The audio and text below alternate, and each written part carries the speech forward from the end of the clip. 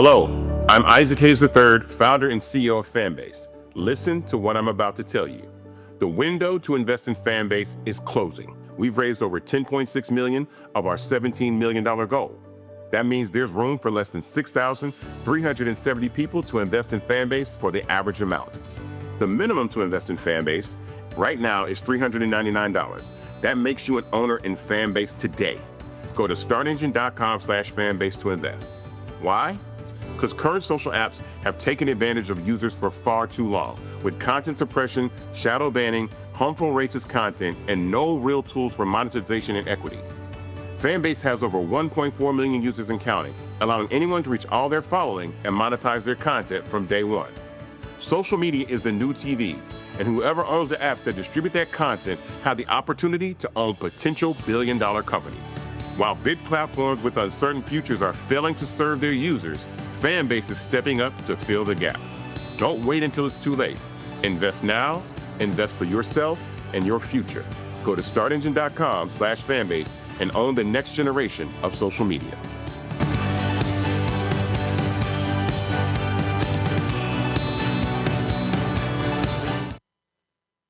Folks, Black Star Network is here.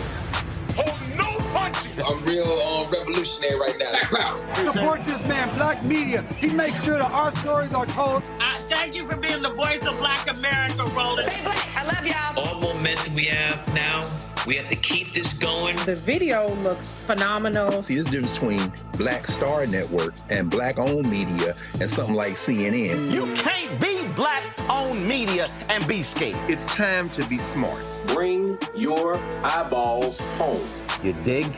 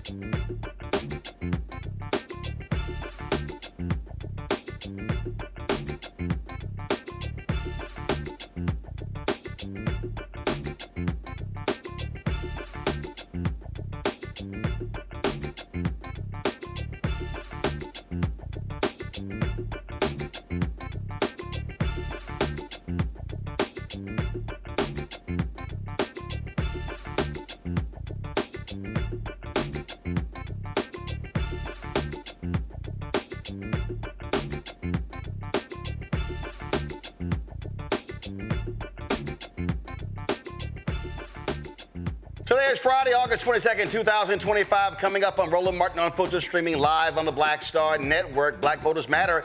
They're expanding their mission beyond protecting black voting rights. The organization is focusing on uplifting black communities with the relaunch of its We Fight Back campaign. We'll talk with the co-founders, Latasha Brown and Cliff Albright. In a narrow 5-4 decision, the Supreme Court sides with Donald Trump over cutting nearly $800 million in federal research grants connected to diversity, equity, and inclusion initiatives. Congress, we see how they are screwing up because that's their right. Black Connecticut State Representative Cory Paris says he's received hate-filled threats after being falsely accused of doxing sensitive information about ICE agents. He'll join us to tell his side of the story. The U.S. Department of Education says George Mason University violated civil rights laws by factoring in race and other personal characteristics during hiring and promotion decisions. They also have been trying to fire or get the university president, who's a brother, to resign. Donald Trump threatens to send the federal guard, National Guard, to Chicago and New York, although he has no legal authority to actually do so. And John Bolton, who served Trump as a top national security official, had his home raided. Former Congressman Val Demings, let's just say she said, chickens are coming home to roost. It's a whole lot I want to talk about. And it's time to bring the funk on Roland Martin Unfiltered. On the Black Star Network, let's go. He's got it. Whatever the miss, he's on it. Whatever it is, he's got the scoop, the fact, the find. And when it breaks, he's right on time and it's rolling. Best believe he's knowing. Putting it down from sports to news to politics. With entertainment just for kicks, he's rolling. It's on Go, roll, y'all. It's Roland Martin, rolling with Roland now. He's funk, he's fresh, he's real, the best, you know he's Roland Martin.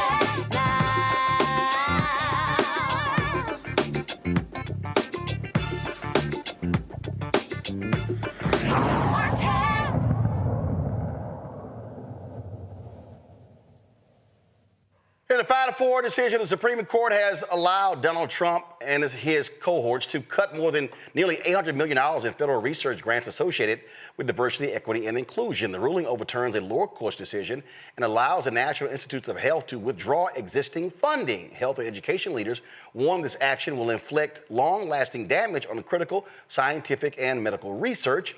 Justice Ketanji Brown Jackson issued a strong dissent, while the majority claimed that distributing the grants would cause irreparable harm to the government. I don't know how that's going to be the case. Now, for now, the court has blocked Trump's new anti-DEI rules for future funding, but hundreds of millions of dollars for current projects are still at risk. Now, here's the problem here. This was money that Congress allocated. And this is how Republicans aren't doing their job. They are ceding their legal authority to the executive branch. And trust me, when the Democrat is sitting in the Oval Office, you know they're going to be yelling and screaming about how, oh my God, this is so unfair. Folks, we're talking about cuts that deal with research, that deal with the inequities between black and white people. But when you have white nationalists and racists now running the government, this is no shock.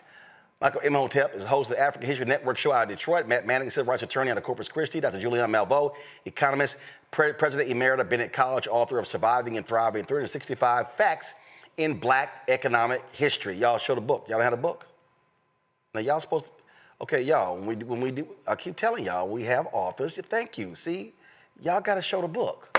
Come on now, y'all got to keep up now. Let's go. All right, let's get right down to it. I'll start with you, Julian. This is real simple. These thugs, these racists, we see how they are, how they operate. But again, the real problem here, Congress allocated the money. And so Trump is acting like, oh, I have the right to do whatever I want. And these idiot Republicans are letting him. And so this is why I say to the next Democrat in the White House, hopefully after 2028, return the favor. All right, so we have issues with Julian's audio. Y'all got to let me know this stuff, y'all. Okay, let's go to Matt. Matt, I want to take the question. Please fix Julian's audio.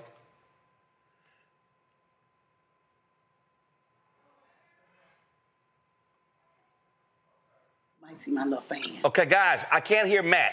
What are we doing?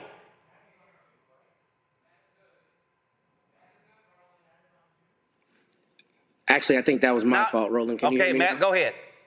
Yeah, that was my mistake, not your staff. I apologize. I was on mute. But nonetheless, what I was saying is, I think you're right.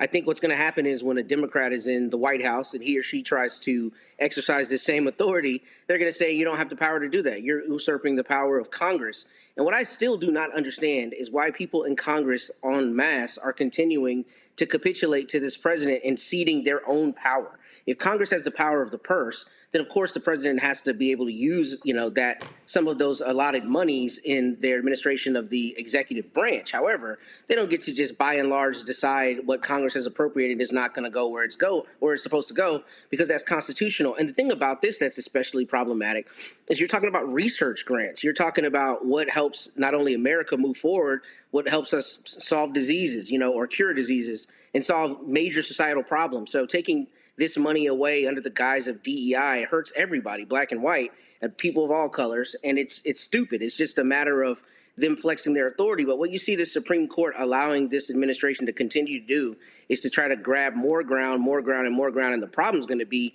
it's not going to be able to be retracted no matter who's in the office, in the next administration. And you're going to have a problem where the balance of power is forever affected by this administration's continued usurpation of power.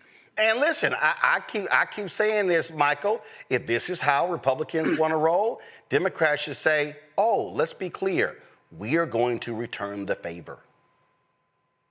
Yeah, absolutely. Return the favor, take notes, understand what's going on, understand that this is how dictatorships come into power. This is taking away power from the legislative branch of government. The power of the purse, Article 1, Section 9, Clause 7 of the U.S. Constitution, if I remember correctly. The power to tax and spend belongs to Congress. Donald Trump is continuing to test the boundaries of the executive branch's authority.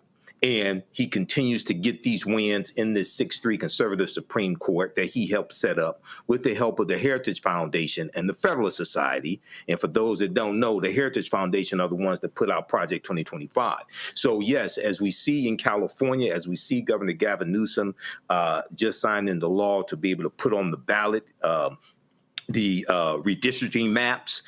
California is fighting back. Democrats in California are fighting back against this authoritarian regime.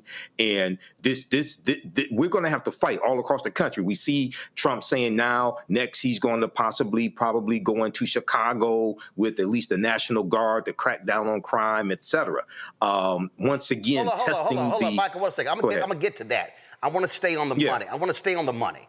It's all connected, but go ahead. I understand. No, actually, it's not connected. That's separate. I'm going to deal with that later. I got to stay on the money because the whole point, here's the whole point here, and this is the problem, and Matt, you nailed it. The problem is this here. What they are essentially saying is, whatever bill Congress passes, we can then do whatever the hell we want to.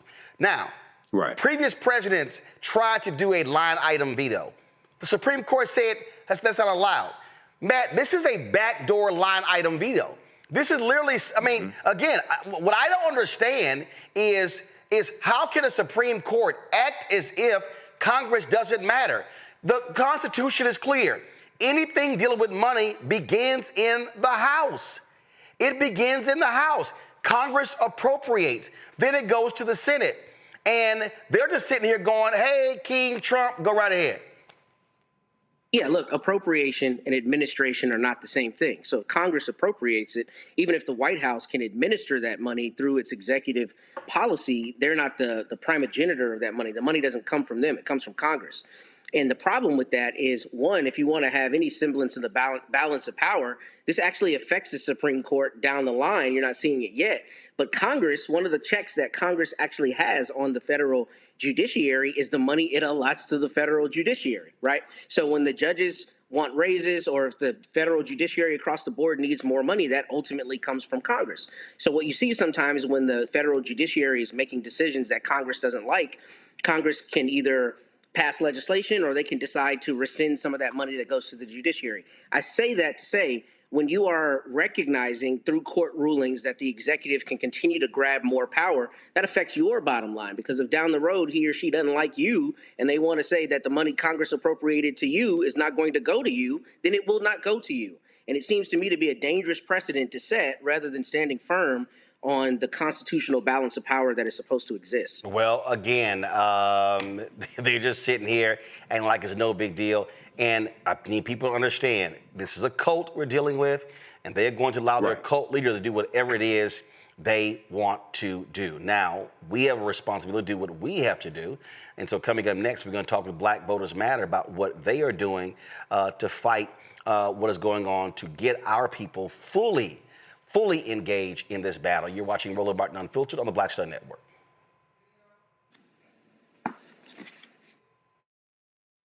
Next on A Balanced Life here on Black Star Network, we're talking what it means to be a balanced young adult and turning 21. I know 21 is one of those ages where you think you're grown. You can do whatever you want. The law says that you can. But what are you packing in your 21-year-old toolkit that will allow you to not only survive, but to thrive? You have every right to make whatever decision that you want to make, okay? Because you're grown. Don't go out here and do something and then want to come back and expect somebody else to clean it up for you. That's all this week on A Balanced Life with Dr. Jackie here on Black Star Network.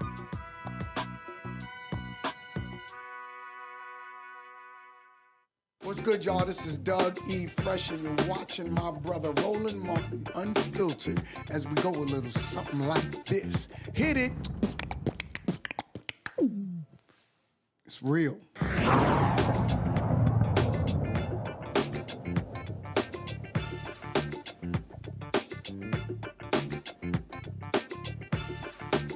Folks, I've consistently said what is taking place right now is what Donald Trump and these MAGA idiots are trying to do.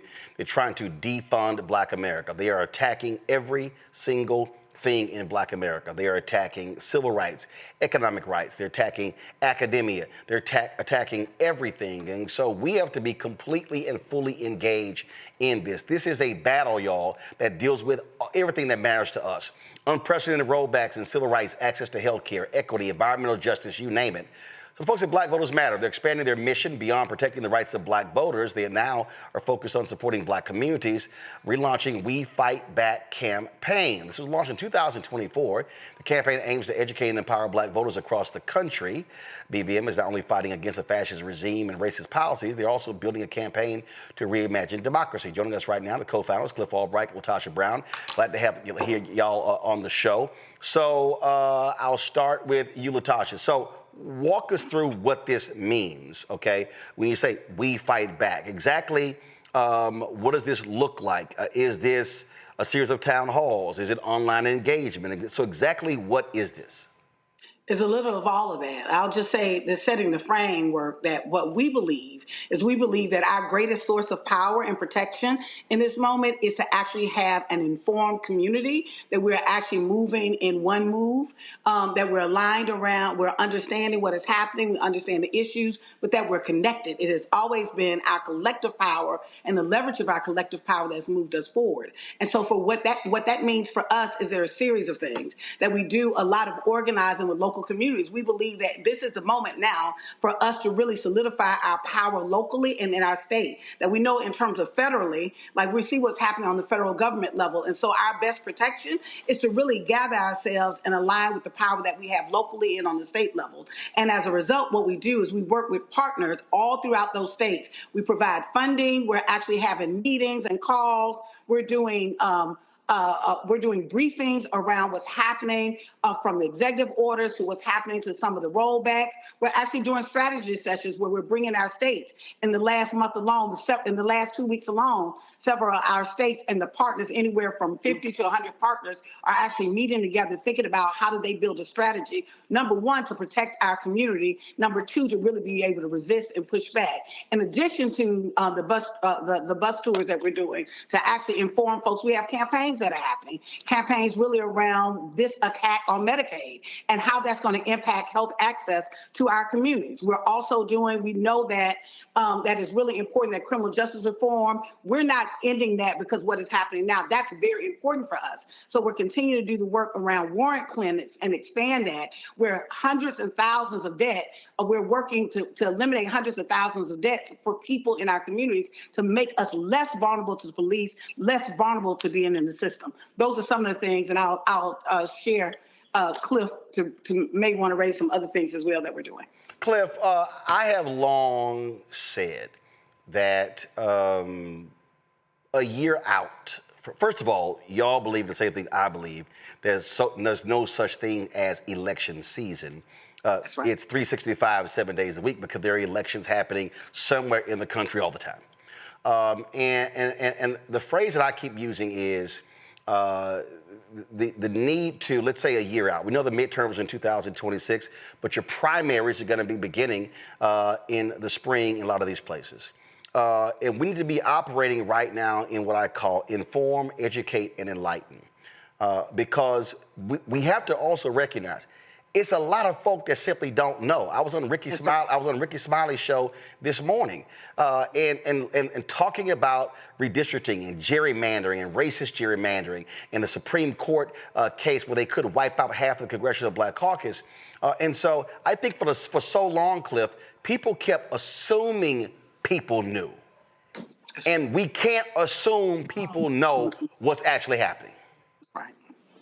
That's right, and we have to make it clear, because there's a lot. I mean, there's those of us that do this work every day, and there's still pieces of it that we don't necessarily know about all the time. There's still ins and outs. Even these battles that we're talking about redistricting, these are maps that were done, going back after the 2020 census, that were done all throughout 2021. And so there were all kinds of meetings and sessions and hearings around these maps that a lot of people didn't know anything about. And so part of what we try to do, and you talked about it, the 365 work, we do it all throughout the year, and we do it every year. It's not even just about 28 or about 26. Even this year, we've been doing that work. We've been having BVM days at the Capitol, where we get together community members and partner organizations and go to the Capitol, and it is an educational process. We're not looking for folks that are so-called experts on this, right? We let everybody know that there's a role to play, and if you don't know, then that's even better, right? We make people feel comfortable with the fact that they don't know, because sometimes we just assume, like you said, that people not even understand this whole legislative process, but even the basic voting process. We come across people all the time when we do our work, when we do our bus tours, where we'll come across somebody and we'll give them some information about early voting or absentee voting or even just about what office is on the ballot. And we often will hear, I didn't know that. I've never known that. Or they'll say, I didn't know what this particular position did, right? I didn't know what a state delegate or a state house member did, or I didn't know what my county commissioner did. And so we got to let folks know, that it's not a crime or something that we could shame you about if you come to the table, you come to the event, and you're not already an expert. That's what this process is all about. That's what a dialogue is all about, right? And so, yes, we've got to make people know that we want you, even if you don't know any of this, and that's okay, but we got to work through all of this together, and we got to do it all throughout the year 365, because we fight back. Our issues are not based on an election calendar. Our oppression has never been based on an election calendar, so our resistance to it can't be based just on an election calendar. Absolutely, and Gary Chambers is doing some work down in Louisiana, and I spoke in Ohio last month, Latasha, and it was so funny. I was sitting with the brother. He was laying out this comprehensive strategy, and I said to him, too convoluted. He was like, what do you mean? I said, you had 30,000 feet, and he's a professor. I said, that's a lecture. And we were at dinner. He was like, "What do you mean? What do you mean?" I kept saying, I kept evoking. It kept evoking my man Joe Madison. So you got to put it where the ghost can get it. And he was like, "What do you mean? What do you mean?" I said. So I said, "Give me your topics." He gave me his topic. I said, "Those are lectures." I said, "Your sessions need to be City Hall 101." County Government 101. I said, where you literally are walking people through what city government does, what county government does. I said, basic fundamentals. Because I think the issue that we saw, and all these people who were saying, Biden Harris haven't done this here, and the Democrats haven't done this here, and you're like, well, the Democrats in the House passed the bill, but it stalled in the Senate. You can't act like that didn't happen. And then when folks say, well, the stuff ain't happening, then you go, well, no, this happened, and this happened, and this happening in this state, and this happened in this state. It's amazing to me when I talk to people, a lot of folk who got their degrees and everything, they actually just don't know how politics works. You know, Roland, I think you're absolutely right, which is why our strategy has always been threefold. I always talk about, I think of it as a three-legged fold of table of what the work that we do. One, it's been about money, movement, and message. Money in the sense that we know that grassroots groups, there are people that know. There are folks in our communities that are on the front lines that are doing this day in and day out. Matter of fact, part of our survival is because there's been grassroots groups, because we have Black media platforms like yours to get our message out, for us to be able to connect, because we have Black organizations that we can get information or that will respond to something that's happening. That has been part of our survival and our ability to be able to progress. And so we need to make sure that we're getting money to platforms such as yours, organizations like ours, so that we're really Black controlled and we're actually being able to have the freedom from the mis and disinformation. The second thing I think is really important around movement building infrastructure, that if we're going to do this work, we got to really come together as community. It can't just be a one-off. Like part of what we saw oftentimes in the election cycles is that the parties will pick 2 or 3 issues, and then the issue is abortion. And if we're not talking about abortion, then there's nothing else that's being talked about on that platform. Many folks in our communities, that's not the top of their list of what they're concerned about. They're concerned about from medical access. They may be concerned about some of the chronic illnesses that are happening in our communities and seeing the cuts or the closures of hospitals. And so it's really important that we're doing that work as well. And then message.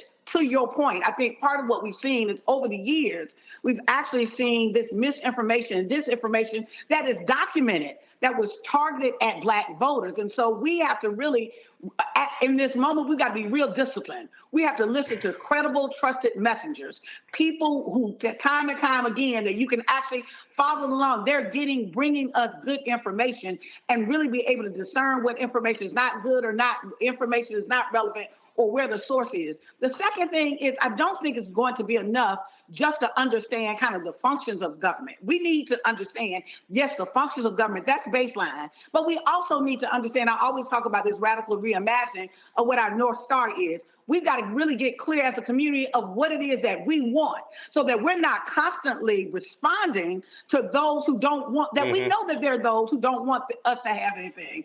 And so I think it's real important in this moment that we don't just see this as a setback. We've got to see this as a setup. We can't just go and ask that we just want a bill or a policy passed. At this point, we need to say we want the whole thing. If there's going to be a realignment, let's get it right. That even the Voting Rights Act in itself was never enough.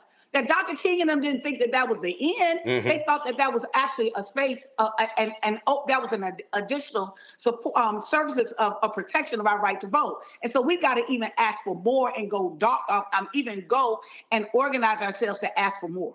One of the things that, Cliff, I was in Ohio, I was in Cincinnati last year, and a brother who's an alpha, I was in a restaurant, he was there with his daughter, and he came up to me and he greeted me, and he said they were doing voter registration the next day at the Bengals game. And I said, why? He goes, what do you mean? I said, why? I said, okay. I said, how much time are y'all gonna spend out there? So I said, you're going to spend the pregame, you're going to be there about 2.5 hours. I said, how many people are going to come through there to register to vote? I said, I'm not saying that's not necessary. I said, but I'm very curious. I said, have y'all ever considered pulling the 20 or 25 blackest precinct in Cincinnati? He's like, what do you mean?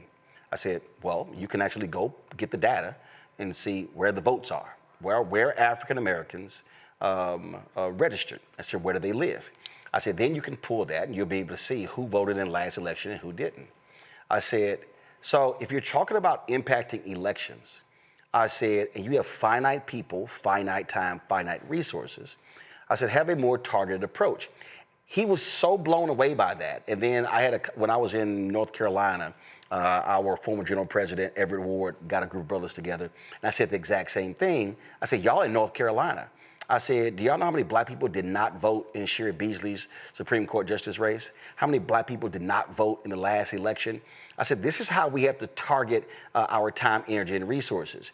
And they were shocked because they were trying to take this macro approach. I said, but really, if we want to move black numbers, it actually has to be a micro approach, which is really person, door to door, street by street, block by block, precinct, neighborhood. Yeah, and so you're absolutely right, and what our approach is usually really to actually do a combination of those, right? And I think Latasha touched on it a little earlier when she was talking about the layering of the approach, because we certainly need those things that are very micro, right? That are targeting, okay, who exactly is it that we know that we got to reach? What's their demographic? Where do they go? What do they listen to? All that stuff, right? But then we also layer it with different levels of some of the wider stuff. And so, we have this belief that if you get a couple of text messages from us, a couple of phone calls, you get a door knock, then you see that billboard while you're on your way driving to work, and then you see something on YouTube, because sometimes we do our YouTube ads, that because you did one of our Trump ain't shit videos last year, right? And so we believe that if we can do the combination of like the wide visibility, we call it the visibility work, and then combine that with like the real macro, we want to touch you at your door on your phone. That's when we tend to get maximum input. And what we found last year, we targeted 3.2 million black voters who had not voted in 2020, right?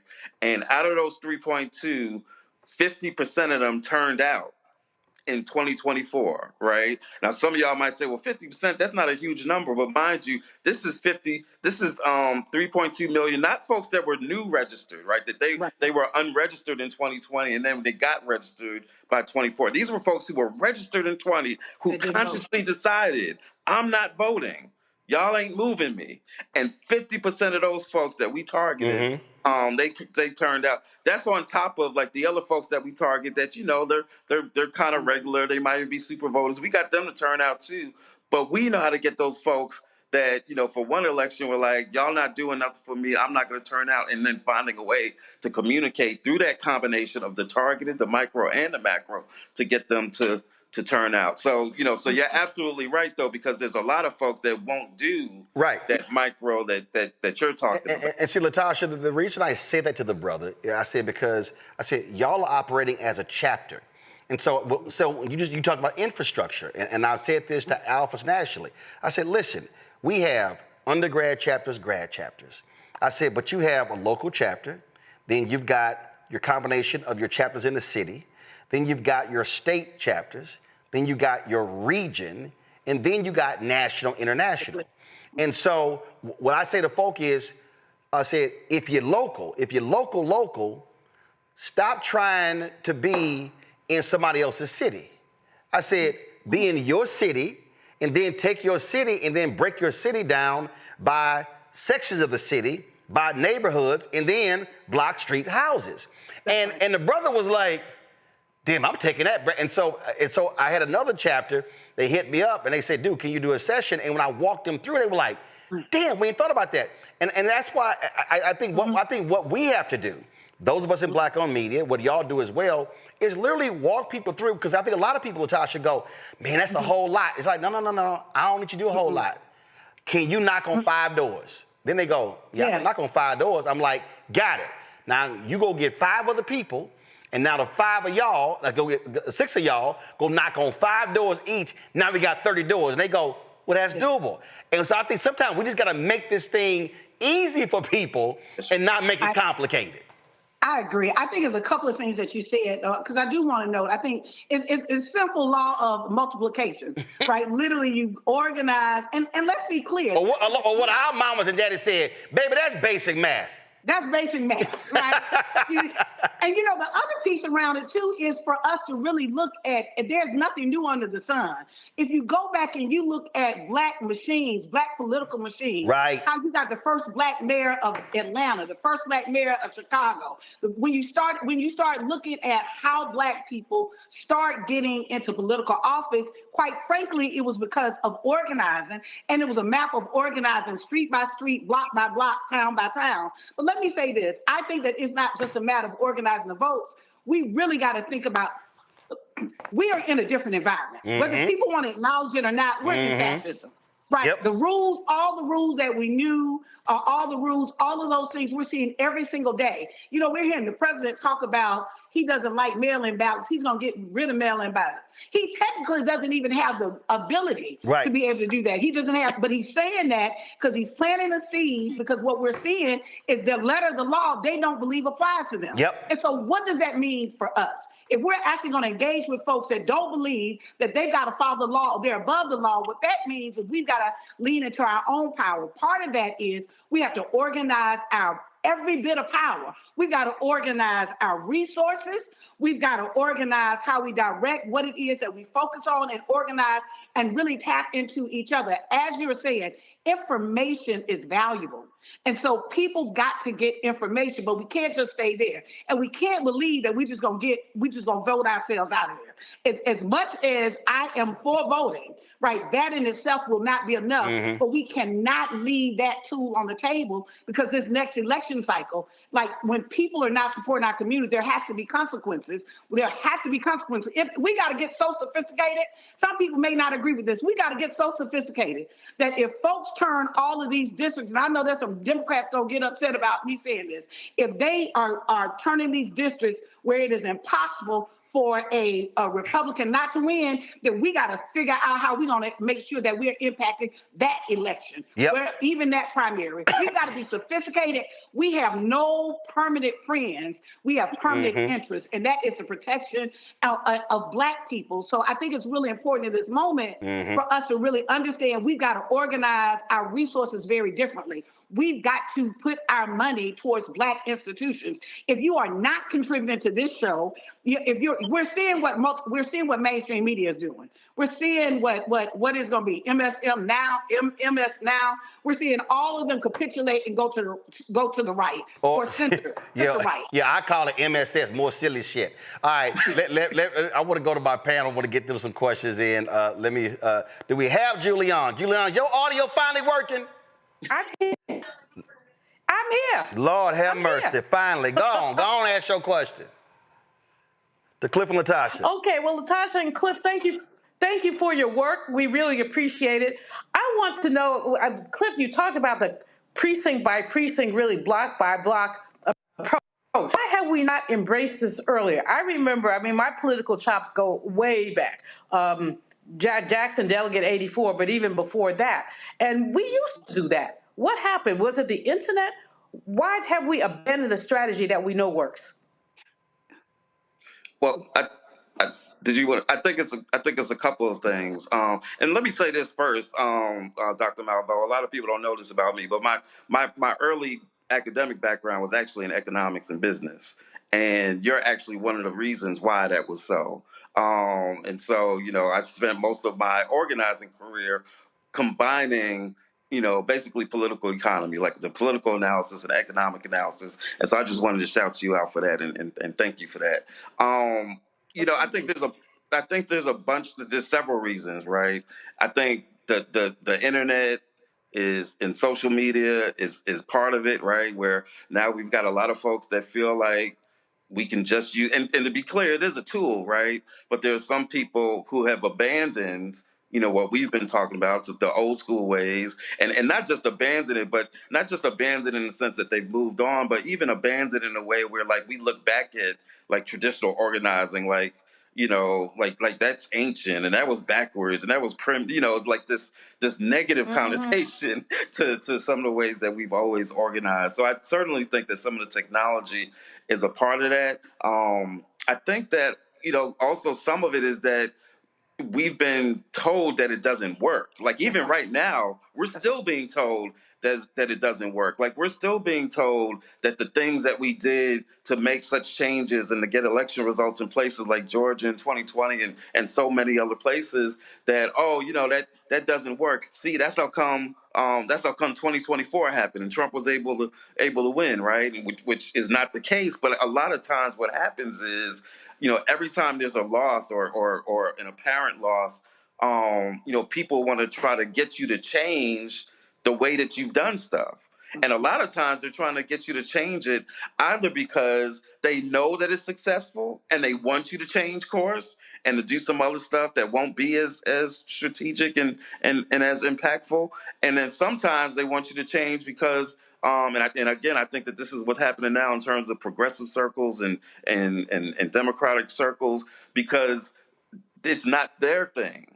And they'd rather that all the attention and all the resources be put in the stuff that they do. The advertising people want to tell you that doing door knocking and old school advertising doesn't work. And that's why all this fundraising needs to go into doing these ads, right? Which weren't effective in the last cycle because they couldn't counter the advertising, the disinformation that was coming from the other side, right? And so I think there's a lot of reasons. Some of it technology, some of it because different people have different motives, and sometimes people just simply, they don't want us to win and want us to doubt ourselves. Well, I'm gonna put one thing on the table, and I did a whole thing on this before a couple of months ago, and I think it's still the case.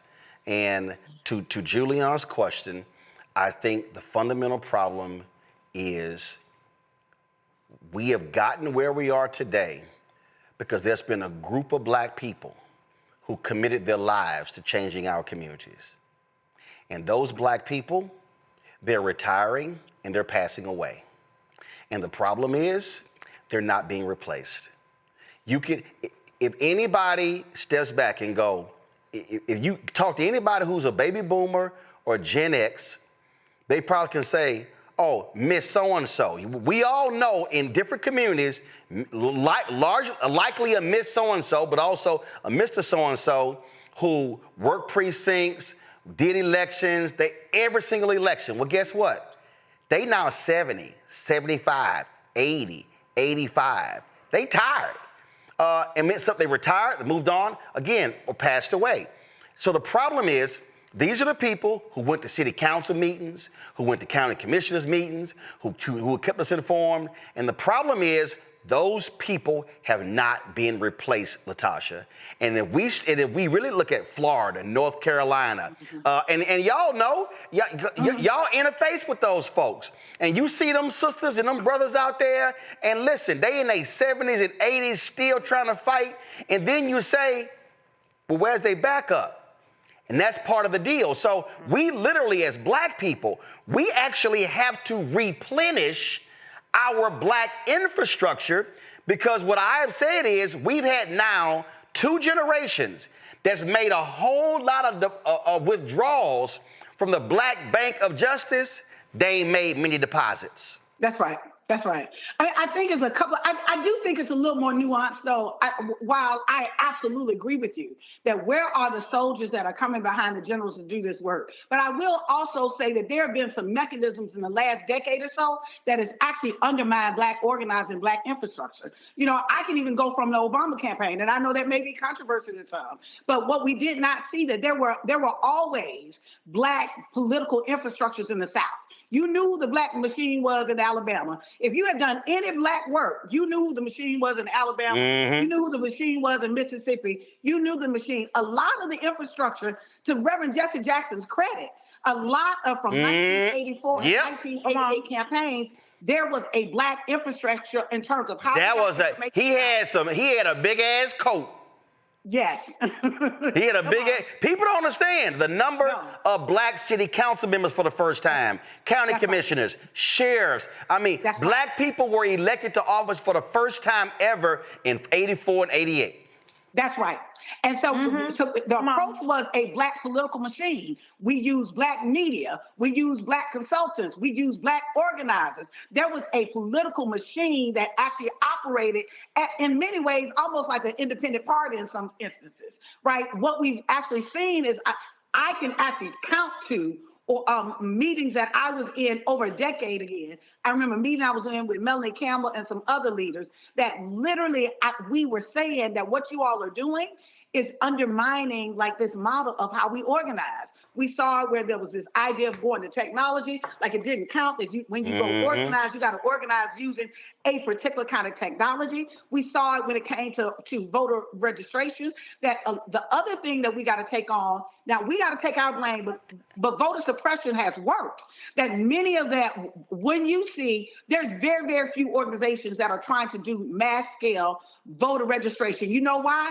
Because it's costly, because 9 times out of 10, it is going to require a costly legal fight. That voter suppression has been killing us. It's been death by 1,000 cuts. And so it has been a combination. That's why we saw voter suppression efforts. Like it wasn't, even with the stripping of pre-clearance, all of those things have had an accumulative effect on our communities and dismantling what I call old school Black political machines. So there's a replenish issue, but there's also an issue in terms of the infrastructure and philanthropy. My last point, part of the reason why we created Black Voters Matter, we wanted to create a mechanism to get resources on the ground, because what we had seen is that a lot of the resources would go to candidate campaigns, and they would throw some dollars in the last 3 weeks of the campaign around the Negroes up, and that was all that you saw. What we decided is that if we're going to be a power, we needed to create some kind of mechanism to fund our politics, and as a result,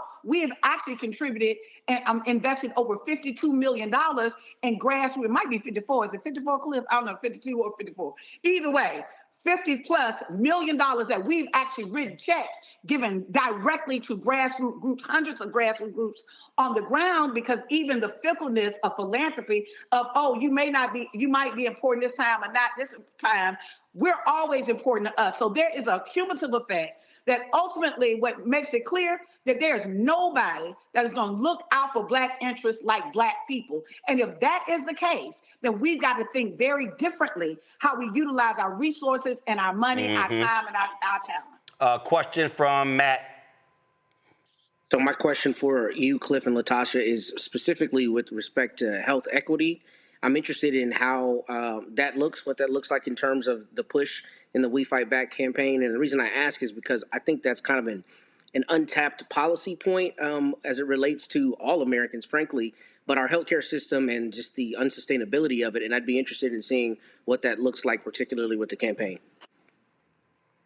Yeah, thanks for that. You know, we have even before the most recent attacks on healthcare and Medicaid, you know, for the past couple of years, we've been doing some work around Medicaid expansion, trying to get the remaining 10 states, most of which are in the South, to actually expand Medicaid. The most recent victory on that actually came from North Carolina, where our team and our partners there in North Carolina have been doing a lot of work to get Medicaid expanded there, to get Obamacare expanded there. And so we had been doing that work already. We call it our Sick and Tired campaign. And we got some of our bus tours and baby bus tours that'll go around just doing a whole bunch of info sessions around the realities of healthcare, letting people know like how many people in their state could get it if it was expanded. You know, we've got movies and the documentaries that we show sometimes, including one that I'm in, talking about my own personal story with battles around health and healthcare. It's called In Due Season, and we go around and we've done like many town halls. We'll show that and then have a conversation. And so we try to use a variety of tools again, and to have these conversations, because we know that that's an important issue in our communities, obviously.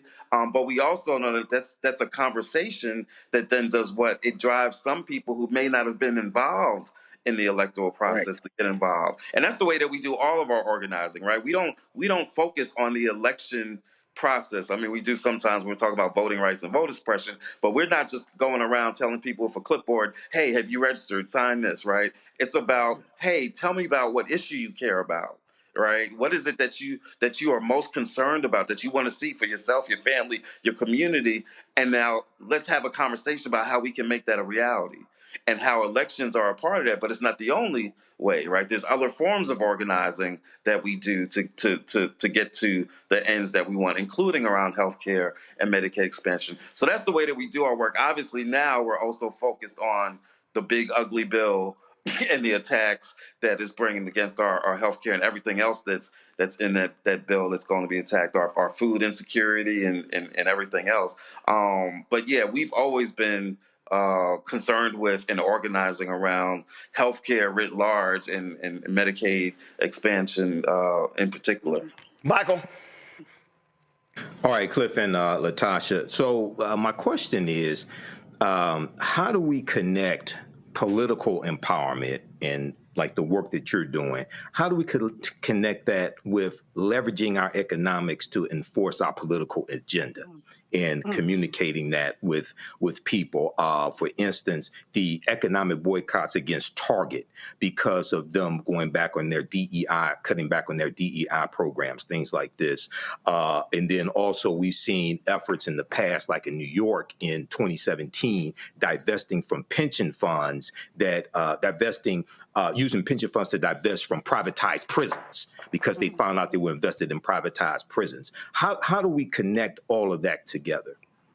You know, all of it goes back, and I know we say it almost like a broken record, but it all goes back to organizing. Almost in all of our elements, even what the work that we do, there's going to be an education component to it, connected to the campaign. There's going to be an advocacy component to it, and there's going to be an organizing component to it, and that we're thinking about that. Even as we were doing work around voter suppression, there was an economic pressure point that we had with that. We didn't just base on, we educated people around what was happening. We organized our groups together to really think about strategy. And one of the strategies that we used, we actually targeted even some of our county places. We targeted those elected officials who were supporting voter suppression, that many of them were targeted even at the local county level, where they had contracts with their county as the local attorney or some kind of vendor. Those contracts got canceled or pushed back by local folks. We saw a broad base where we did a huge campaign around companies who we felt like should have been standing with Georgia. They might have been like, what we got to do with it? It's like, you got everything to do with it. If you get Black money, you got something to do with it. And so I think it's a matter of trying to make sure that we're doing our pressure points. I'm saying that because I think it's important to your point around the economic. It can't come in a vacuum. This idea of we just going to build enough wealthy folks and that's going to save us. How is that working out for us? I've just been talking about the other day that 5 years post-slavery, there were over 2,000 schools that were started. There were 60 cities, 60 hospitals. There were over 1,200 towns that were founded. In Texas alone, they called them freedom colonies. There were 500 freedom colonies, just in Texas alone. My point is that I'm sorry, not 500, 57. My point is Black people were thinking more in terms of self-determination, right? Possibly because we had to. But what we were doing is we were thinking as builders that we've got to build the infrastructure to support ourselves. In this mechanism, we have to do all the things. Yes, we've got to push. That's why we support reparations with the work that we're doing, that there has to be a larger issue that is just not economic. You can't have a 200, 400 head start, use our bodies as collateral and leverage to build wealth in this country, use our label to exploit and build in this country, and then look at us and try to figure and say, well, we don't understand why you're doing. No, we want our money. We want our money that we've invested, that we want our money that we've earned, that what we've put the value in this country, we want that. And I think it is also important for us to think now, how are we connecting the tools in such a way that we can circulate more of the dollar in our communities? What are some new economic models we need to look at? Are we looking at cooperatives? Are we looking at how do we build Black businesses in a way that we're doing a distribution of resources in a much different way that will work for our people, opposed to what we're seeing on mainstream? So there's a combination of pieces that we use in terms of, one, figuring out how we educate and inform folks, two, figure out how we organize us to be able to leverage our power, and then three, have some real concrete alternatives that are not based on what we see right now. Well, you talked about money, and I've said to people, listen, don't give money to candidates, give that money to Black Voters Matter. We need to have money that goes directly on the ground, that we know that white media strategists are not going to be sucking up the money as well, and then is much better to use. Last point here, first of all, how y'all going to wear y'all Black Voters Matter dashiki and y'all ain't tell nobody? First off, we didn't even coordinate this, so I'm actually surprised. When Cliff got on, I was like, oh, okay, Cliff. y'all. We rocking black and proud these days. Listen, we gonna remind America, reminding us, and we reminding America who we are. So I mean, this was just night before last. Turn the audio up. I don't understand why y'all come on, turn the audio up. So my man Latasha Brown, my man Cliff Albright, they knew different African tops I had, so they sent me this dashiki Black Star. Matter of fact, I'm gonna stand right in front. So so they sent me. I got it. They sent me this. This Black Voters Matter dashiki, so y'all see what it looks like right here. This is what it looks like on the back. And so then they have, you see right here, they got BVM on the sleeves as well. So not sure if they have it on their website. I think they do. So go to blackvotersmatter.com if y'all. All right. So people ask me, so if they want one, where they get it? Well, this one is kind of special. I don't think they can order this one, can they, Cliff? I think we have one version of it on the website. Okay. Double check, but they could go to our website, blackvotersmatterfund.org. In the menu somewhere on there it says shop, and it's got our shirts and hoodies, and I'm pretty sure that there's one of these dashikis on there. If there's not, shoot us an email and we'll see if we could get it added. Man, y'all better move some product. We need to move some product though. Man, y'all better move some. Listen, y'all better hold. I'm checking right now. Let's see here. Shop. Is it on there? Listen, y'all. We gonna have to talk. What's up? Y'all shop button ain't working. Look right here. Look, I'm clicking. I click shop.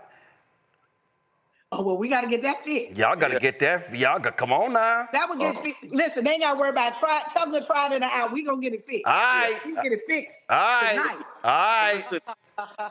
But before we go, Roland, I gotta say just a quick word. If we still got a minute, I gotta say a quick word about what's going on with DC and what's going on. Yeah, I got 60 seconds because I got a guest waiting. Go ahead. Okay, 60 seconds. We all know, Roland's been talking about what's been going on in DC, the invasion in DC. We got a bunch of actions that we got on our website and on our social media.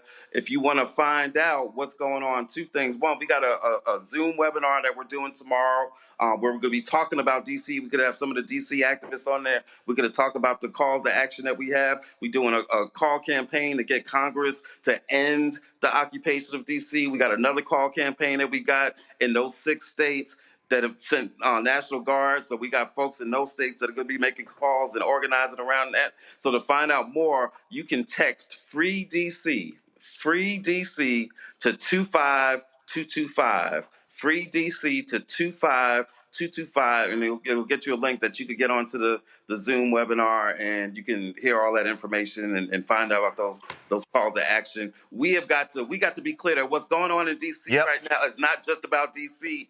It's coming to all of our cities. We got to stop it in DC right now. All right, then. I'm quite sure I'll be seeing y'all on the road in the fall. We appreciate it. Thanks a lot.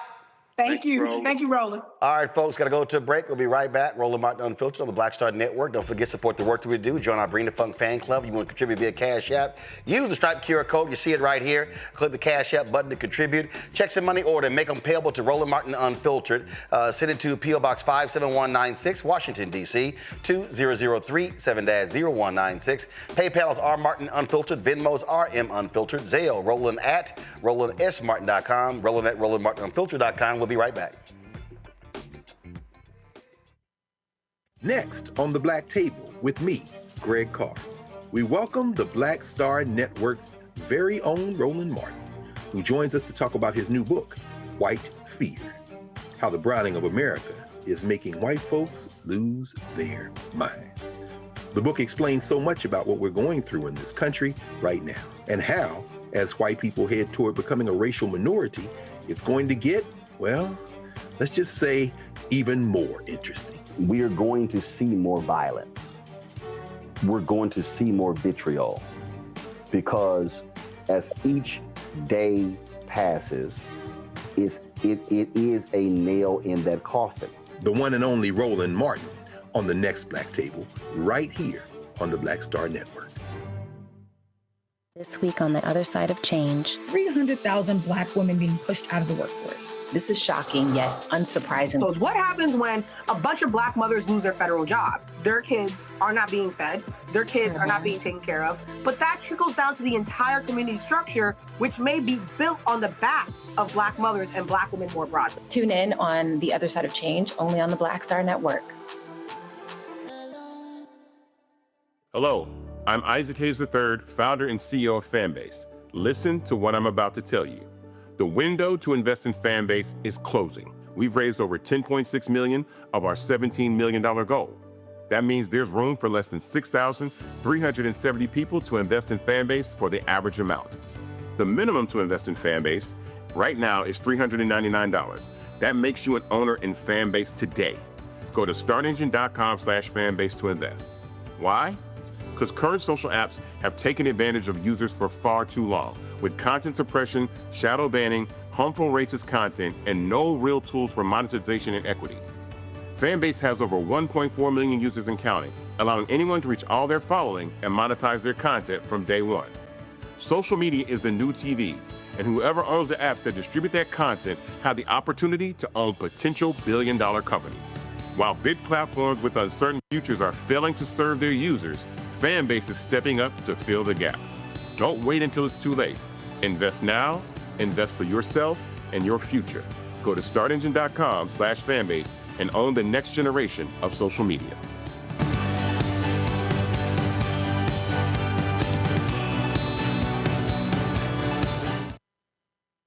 Now that Roland Martin is willing to give me the blueprint, hey, Cyrus, I need to go to Tyler Perry and get another blueprint because I need some green money. The only way I can do what I'm doing, I need to make some money. So you'll see me working with Roland. Matter of fact, it's the Roland Martin and Cheryl Underwood show. Well, should it be the Cheryl Underwood show and the Roland Martin show? Well, whatever show it's going to be, it's going to be good.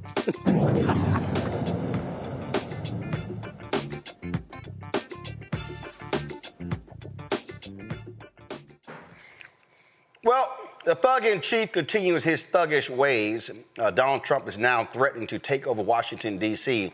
Listen to this sheer stupidity. And I'm tired of listening to these people say how safe it was before we got here. It was unsafe. It was horrible. And Mayor Bowser better get her act straight or she won't be mayor very long because we'll take it over with the federal government, run it like it's supposed to be run. The numbers were horrible. It was a crime-infested rat hole. And they do have a lot of rats. We're getting rid of them, too. Y'all, he's a liar. He's a liar. Doesn't support as well. And the folks at WJLA also did their own reporting about what's going on as well. And guess what? They're not arresting for folks for violent crime. Not doing that. It's actually a whole bunch of misdemeanors. That's what's actually going on. WJLA said that the White House, they said 7 News obtained a copy of the breakdown of each arrest outside of immigration and customs enforcement apprehensions, which show that the majority of the arrests and interactions aren't for violent crimes. It noted every documented arrest during the takeover, the U.S. Marshal Service says it's responsible for the overall operations. Outside of immigration enforcement, there have been 379 arrests documented. There were, according to them, give me 1 second. Let me pull this up again. I had an error here. There were 379 arrests documented. More misdemeanors and traffic citations than violent crime arrests. A total of 377 citations and quoted other arrests. Violent arrests, 9 arrests are recorded, which include homicide and sex crimes. He's a liar, Matt. He's a flat out liar. And the media stood there and allowed him to lie. I mean, yeah, that's part and parcel of what we've seen them do with him. And, the reality is the facts don't matter. The data doesn't matter. I mean, I saw Larry Krasner recently just up the road in Philly talking about how Philly is at like its 50-year low, I think, in homicides this year. But what does Trump do? He comes out and says, Philly and Oakland and all these cities are dangerous, despite the data unequivocally showing that those places are safer than they have been because crime is down. And the reality is his base doesn't care about that. And for whatever reason, the media is not checking him on that. And that really is a huge problem, right? Because he can ideologically have whatever opinion he has, but he can't have the facts. And if the facts don't buttress what you're saying, then somebody should be calling you out saying, hey, you're saying that, but this is a 30-year low, so it really cannot be what you're saying it is, and therefore the actions you're taking are not justified by the data, right, objectively. And that's what you're seeing here. And it's interesting because, you know, as a former prosecutor, I saw this same thing on a very local level with conservatives. You know what they do? They talk tough on crime all the time. And then they would come sit in my office when Buffy got a little too drunk leaving the college, and they would tell me about how she deserves a second chance, right? But the black kids across town, the mongrels across town, are not supposed to get that opportunity. And that is at play in this very situation with Trump in D.C. Because even if the crime is down, it doesn't matter. You're not talking about the kids from Georgetown and George Washington and all the college kids. What he's trying to do is say all of these people in D.C. are criminals, and it doesn't matter what the data actually says about how the crime is down. I'm going to continue running with this narrative because I want to do what it is I want to do, which is overtake D.C., and this is the subterfuge for that. You see that on the local level, and you see that at play right now in D.C. and his overtaking of the district. Michael, it's not just D.C. This is what the liar-in-chief said about Chicago and New York. Listen. Chicago's a mess. You have an incompetent mayor, grossly incompetent, and we'll straighten that one out probably next. That'll be our next one after this, and it won't even be tough.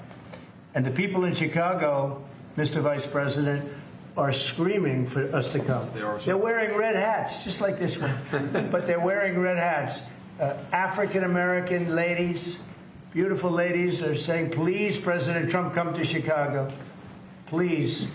I did great with the black vote, as you know, and they want something to happen. So I think Chicago will be our next, and then we'll help with New York, and we're going to help with. And I think a lot of these people that you see on television, they are, including the people in this audience, they'll say bad things about me, and then they'll say, thank God he's here, because half of them got mugged, and they don't want to get mugged again. But they're, you know, they work for stupid people that are radical left, and they're made to do things and say things that they don't want to be saying. But the people right here are all happy because you. And here's the deal. J.D. Vance is standing there working for a stupid person, Michael, pure and simple. Well, J.D. Vance is stupid as well. So what we have here, once again, is the authoritarian play, but authoritarians always go after the most vulnerable groups of people to target. They go after the people who are deemed as the least desirable. Adolf Hitler went after those who were handicapped, went after those who were part of the LGBT community. He also went after Afro-Germans. Here you see Donald Trump talking about Chicago. Well, the Huffington Post, they just posted their article, and he's saying, all these African-American ladies want me to come in, things like this. But Huffington Post just posted, they said, considering Kamala Harris beat Donald Trump in Cook County, Illinois, by about 75% margin, there were a lot of social media skeptics to what he's saying. But this is the model that he's trying to roll out across the country. Okay. Now it's going to be harder in other states like Illinois and California, things like this, because they actually have governors where Washington, D.C. does not. But this is why we have to fight this, okay? This is the playbook. And this is straight out of Project 2025, as Robert Patillo said yesterday. I think it was yesterday on your show, where he talked about page 555 for Project 2025. This is what they're laying out, and they're spewing racism to justify this authoritarian takeover. Yep. And Julian, here's the deal. First of all, it's some black woman who is, I think, a quasi-fitness person who's one of them Trumper and red something. I don't know what the hell. I don't listen to them at all. But here's the whole deal here, Julian. First and foremost, he just can't roll up in Chicago. See, he just can't declare an emergency in Chicago. No, that ain't how this works. And he's going to get his ass sued and he's going to lose. Trust me, Chicago ain't going to respond the same way you see it in D.C. Okay? So we see what this fool is doing. But you notice there are 8 out of the top 10 homicide states, there are 8 of them are red. He ain't talking about going to those states, is he? Well, he said, the irony of him sending the Mississippi sending the National Guard here. It is a horrible irony. Yeah, especially with they broke ass. With they not only with their broke asses, but also with their crime-ridden asses. I mean, go to Jackson, Mississippi. He's afraid to do that. But let me tell you, downtown D.C., and in the past week, we have seen off 14th Street, where it's a young people central.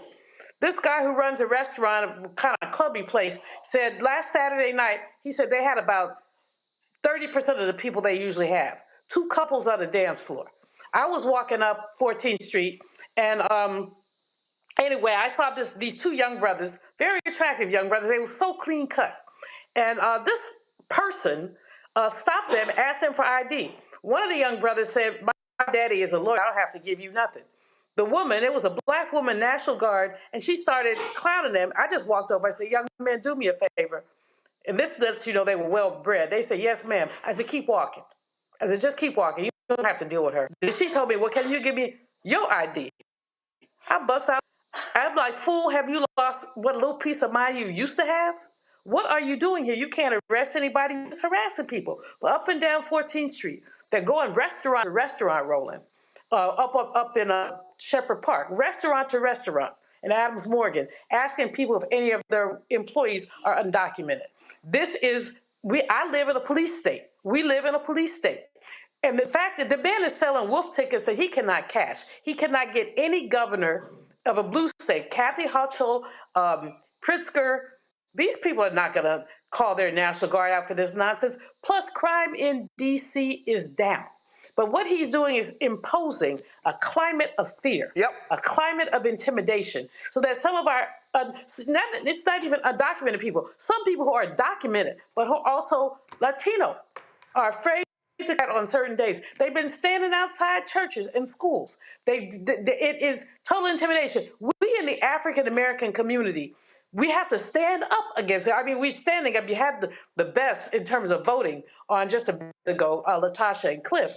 But we have to, what did James Bond say? When they come, somebody else said it. If they come for me in the morning, they come for you tonight. And guess what? I'm trying to figure out the people is going to happen to us. I'm trying to figure out where are all these FBA Negroes? Where are all these foundational Black Americans? They would tweet me all the time, and they were like, "Oh yeah, this ain't gonna impact us. They ain't coming for us." Where all the FBA? What are FBA B1 ADOS folks? Boy, it's amazing how quiet they are on my time. It's amazing how quiet they are on my timeline. All right, let me go to a break. We're going to come back. We're going to deal with this state representative who is getting, the people are coming after him for saying he did something he didn't do. We're going to talk to him next. Also, we're going to show y'all how Trump is a liar. They are criticizing the Smithsonian's Latino Museum for saying that the Texas Revolution was about slavery. It was. But they're idiots in the White House. You're watching Roland Martin Unfiltered on the Black Star Network. On the next Get Wealthy with me, Deborah Owens, America's Wealth Coach, Black Americans have 1/10 the wealth of their white counterparts. But how did we get here? It's a huge gap. Well, that's why we need to know the history and what we need to do to turn our income into wealth. Financial author and journalist Rodney Brooks joins us to tell us exactly what we need to do to achieve financial success. You can't talk about why we are, as Black people, where we are, unless you talk about how we got here. Bridging the gap and getting wealthy, only on Black Star Network. How you doing? My name is Mark Carey, and you're watching Roland Martin Unfiltered. Deep into it, like pasteurized milk without the 2%. We getting deep. You want to turn that shit off? We doing an interview, motherfucker.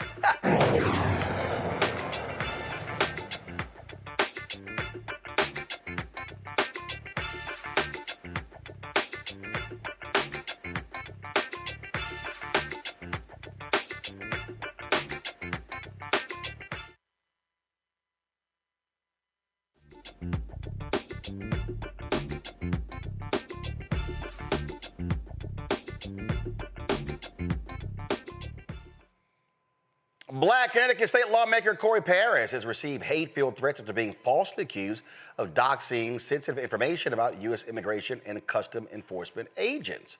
According to Paris, the controversy began when he posted a message on Instagram informing his followers that he had learned of immigration enforcement efforts in his district and wanted to warn residents to, quote, remain vigilant.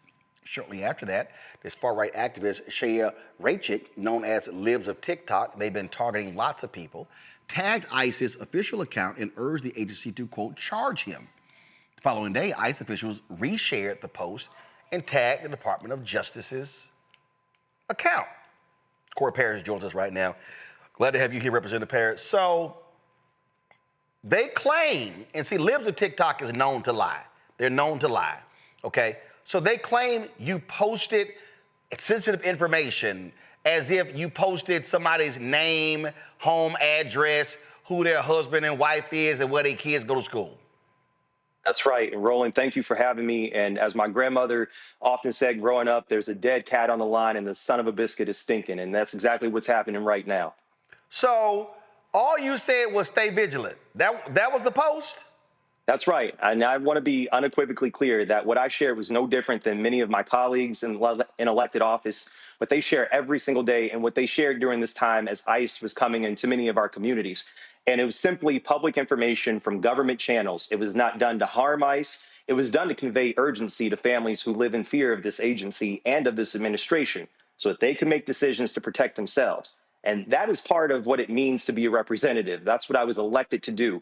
I do it for those who voted for me, for those who didn't vote for me, for those who can't vote for me yet, ensuring that people have the information they need, even when it's uncomfortable. And again, I mean, this is literal harassment, courtesy of Libs of TikTok. And so what have you had to contend with and deal with?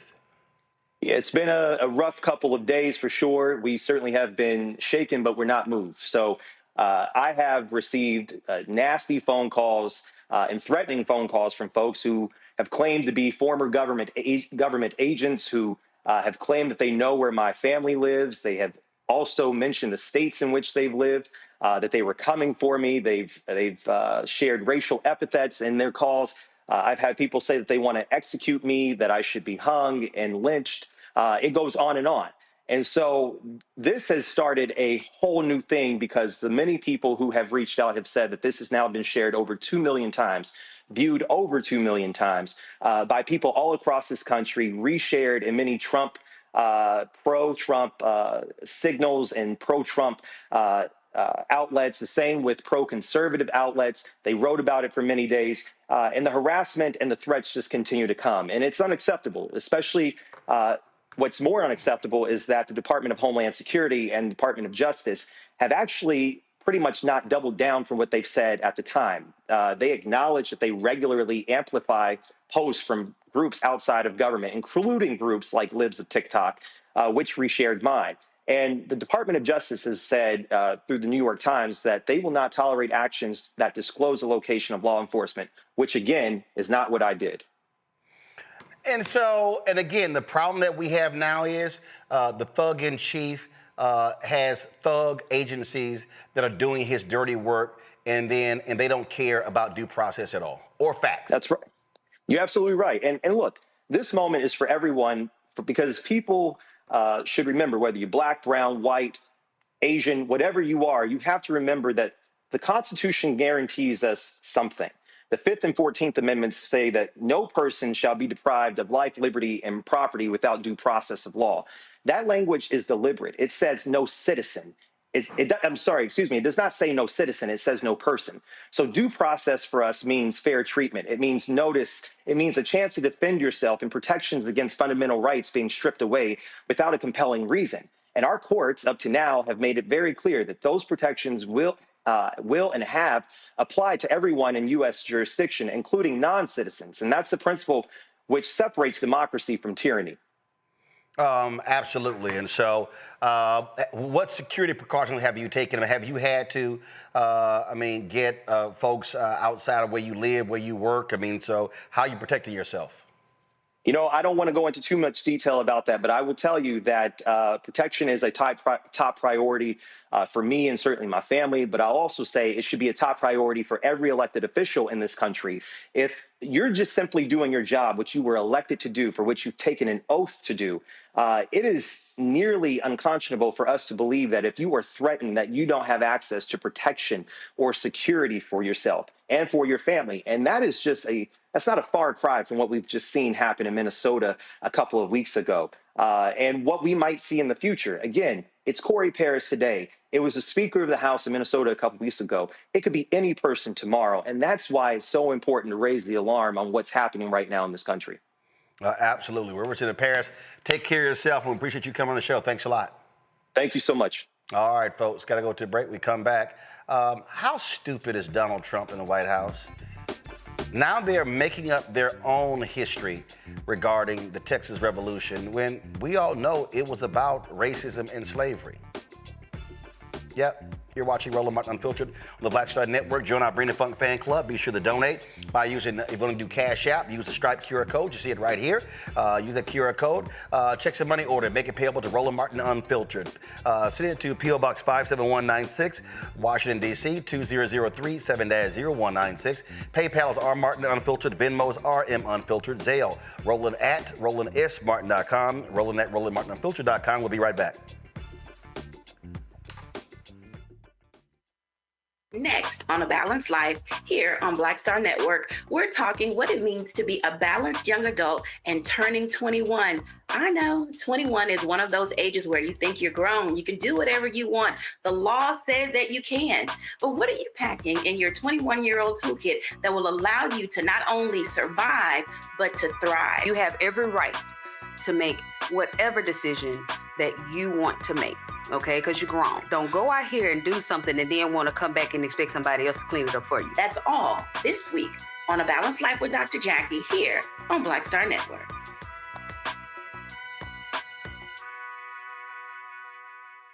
Next on the Black Table with me, Greg Carr, we welcome the Black Star Network's very own Roland Martin, who joins us to talk about his new book, White Fear, how the browning of America is making white folks lose their minds. The book explains so much about what we're going through in this country right now, and how, as white people head toward becoming a racial minority, it's going to get, well, let's just say, even more interesting. We are going to see more violence. We're going to see more vitriol, because as each day passes, it is a nail in that coffin. The one and only Roland Martin on the next Black Table, right here on the Black Star Network. This week on the other side of change, 300,000 Black women being pushed out of the workforce. This is shocking yet unsurprising. So what happens when a bunch of Black mothers lose their federal job? Their kids are not being fed. Their kids are not being taken care of. But that trickles down to the entire community structure, which may be built on the backs of Black mothers and Black women more broadly. Tune in on The Other Side of Change, only on the Black Star Network. I'm Russell L. Honore, Lieutenant General, United States Army, retired, and you're watching Roland Martin Unfiltered.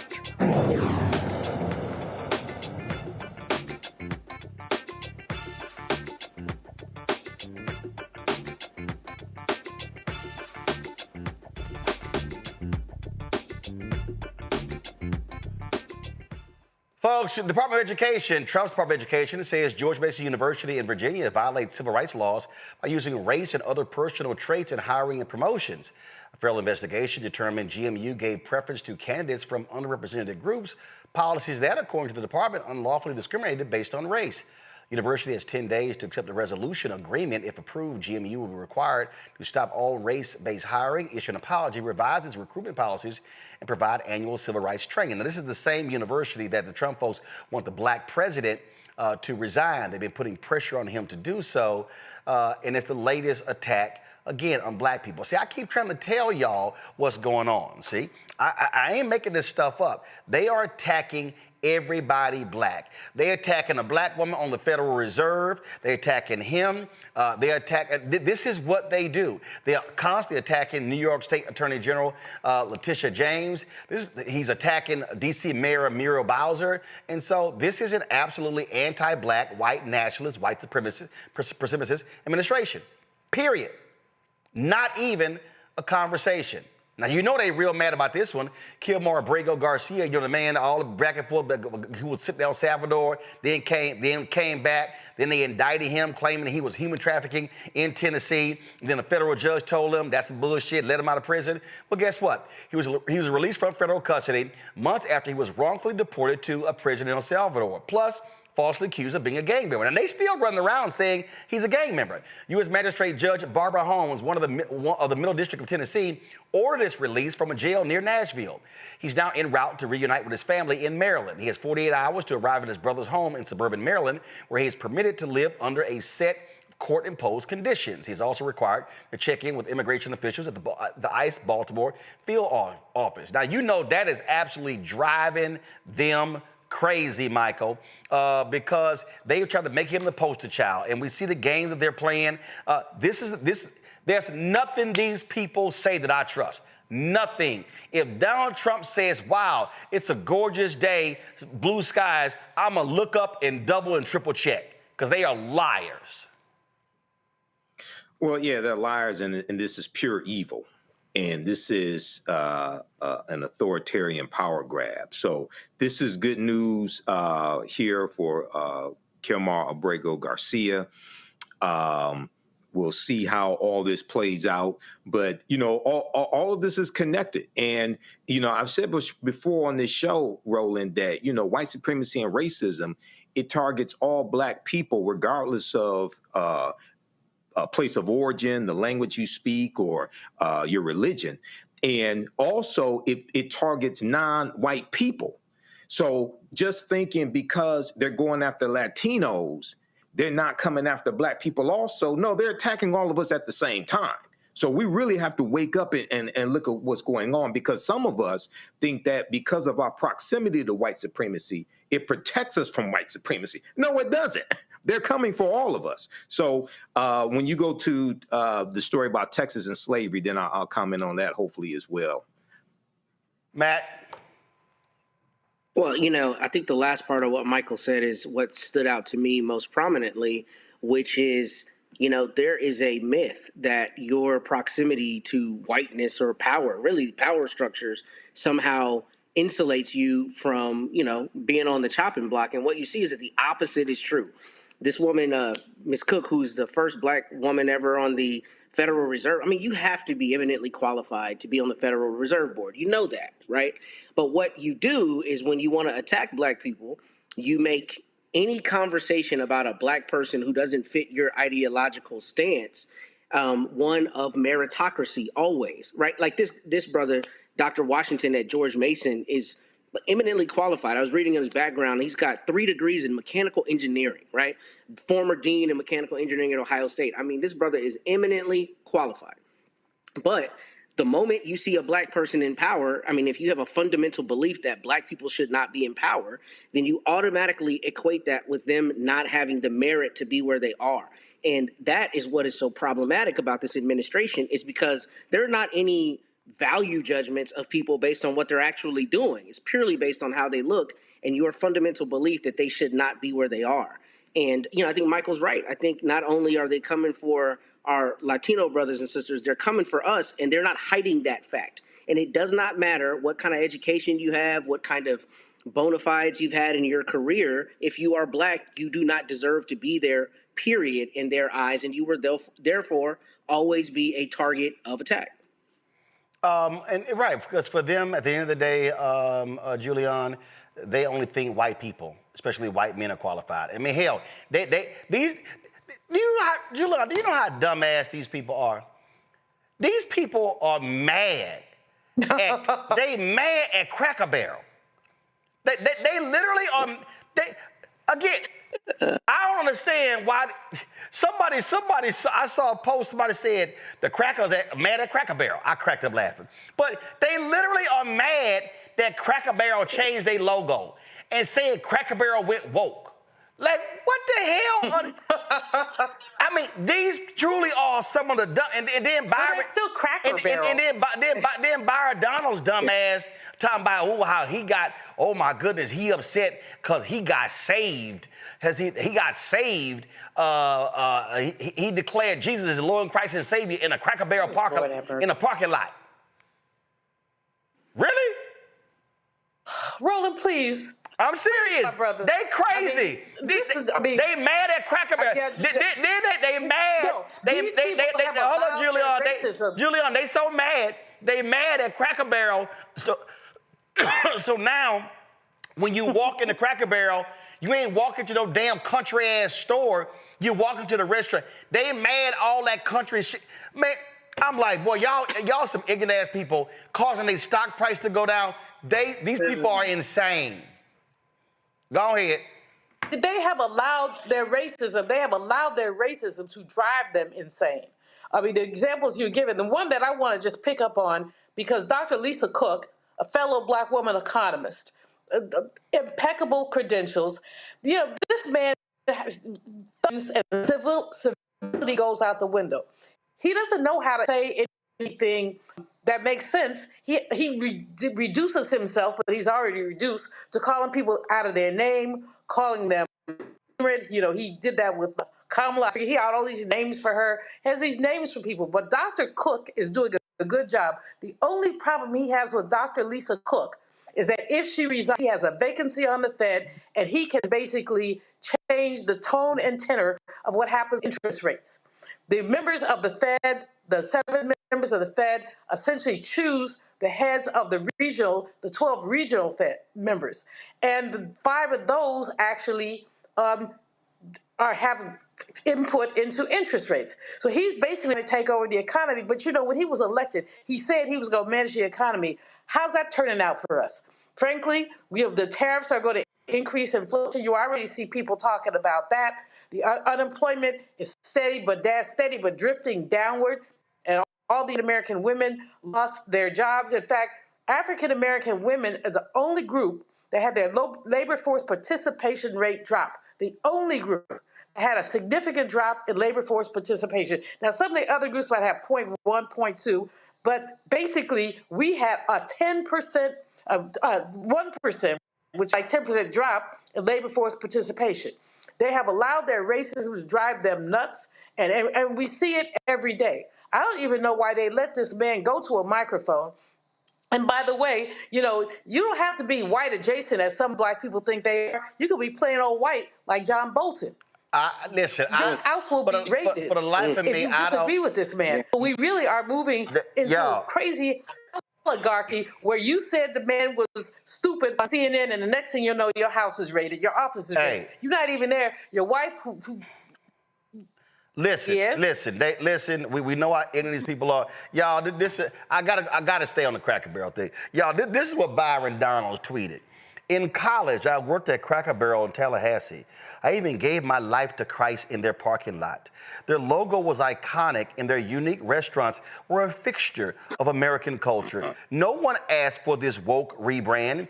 It's time to make Cracker Barrel great again. Oh my God. Y'all, this is literally the logo. Y'all, this is the old ass Cracker Barrel logo of an old white man leaning against the barrel in a chair, and it says Old Country Store. This is what they mad at. Y'all, I'm like, y'all ain't got that much time on y'all hands. Now y'all know, as a matter of fact, the AI people are so quick. Look at this here.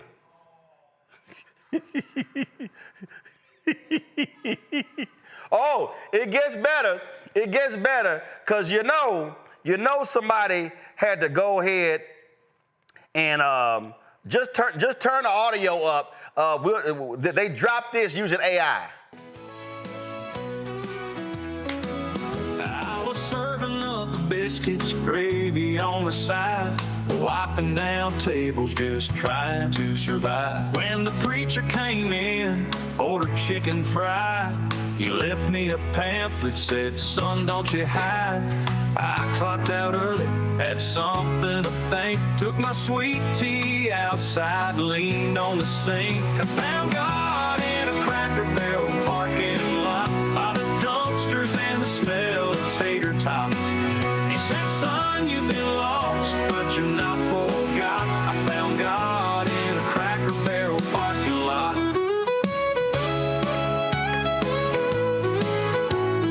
Neon lights flickered on that old country store. I mean, Matt, these people are ignorant, man. I like they are these ignorant MAGA fools are just mad, upset. But here's what somebody said. Here's the real deal. They're mad because Cracker Barrel has a white female CEO, and for them, they just put, now they've got the Cracker Barrel logo under woke. Well, first off, I gotta say, shout out to @AceVane on Instagram. I actually just texted it to you, Roland.